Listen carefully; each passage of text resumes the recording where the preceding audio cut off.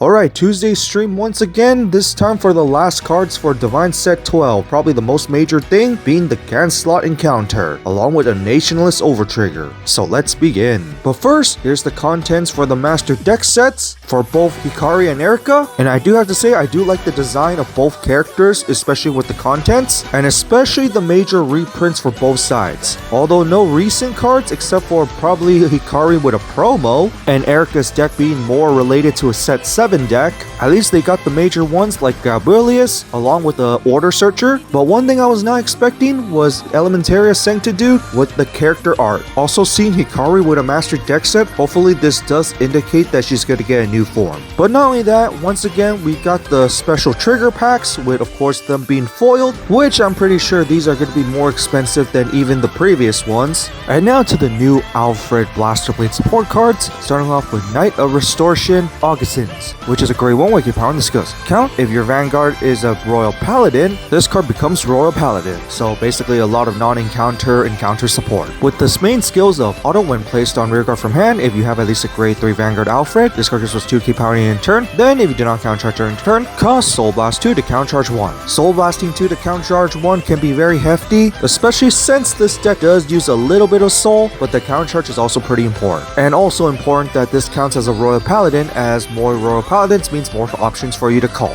With the second skill work, count rearguard, if your Vanguard is Royal Paladin, this unit gets intercept and can do it from the back row. I'm not going to say this is completely a bad card, but it is pretty hefty for the counter charge, but being counted as Royal Paladin does help. And then we go to Solitary Knight Gancelot. Grade 3, 13 power and skills. Count, if your Vanguard is a Royal Paladin while you have no cards in the G zone, this card gets all the following ability, probably because if they make Alt Mile in the future. So the skill is auto, when discard from hand during your turn, cost, put this card to the bottom deck and insert your deck for one Blaster Blade from among them, reveal it, and add to your hand, and of course shuffle your deck. In a way, it kind of relates to the original Gancelot where you kind of exchange it for a Blaster Blade, except this time it's a discard fodder, so it's actually pretty nice. And the fact that it goes back to the deck also really helps, since you could technically just superior call this from deck, especially for the next skill where it's actually a rearguard skill. So once again, one of the main Vanguards becoming a rearguard. Auto rearguard when this card attacks, and if you do not have another front row unit with the same card name as this one, along with your soul having precisely Blaster Blade, this card gets 5 key power for each grade of your opponent's Vanguard, then you may have this card get crit +1 to the end of the battle. But if you did, at the end of the battle, put this card to the bottom of the deck and then choose a Blaster Blade from your soul or drop and put it to your hand. In a way, it kind of relates to the original, just this time on the rearguard, because the original one, while you have Blaster Blade and soul, it could get some extra power along with a crit. And the V version just does something completely different but still supports Blaster Blade, so not much to say here. It's basically just rearguard support for those decks that do have Blaster Blade, especially when it comes to Majesty Lord Blaster, where you could even just suck the Blaster Blade into soul, and you have an option to search for Blaster Blade now, so you could technically still just continuously ride Blaster Dark and then just search for Blaster Blade to suck into soul.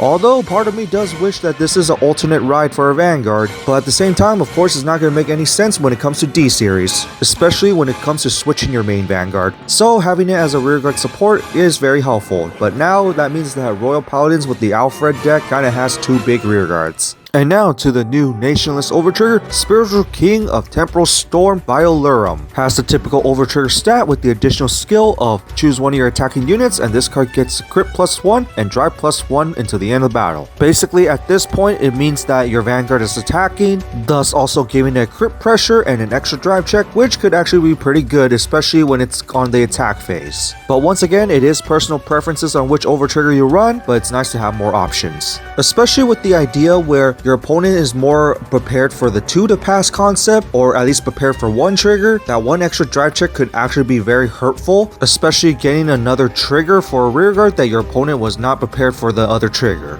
And so that's it for these reviews of Gancelot Encounter along with the Nationless Overtrigger and Master Deck sets. What do you guys think of it? Master Deck set stuff, pretty nice, especially on the reprints. Nationless Overtrigger, once again, just more options. But Gancelot Encounter being a rearguard support, that took me a bit of surprise. Although in a way, that is actually what I was hoping for, because we do not need another Vanguard when it comes to Royal Paladins with Blaster Blade. And in a way, it does play like the original one as well, just as a rearguard. But on that, that's it for this, and see you all next time.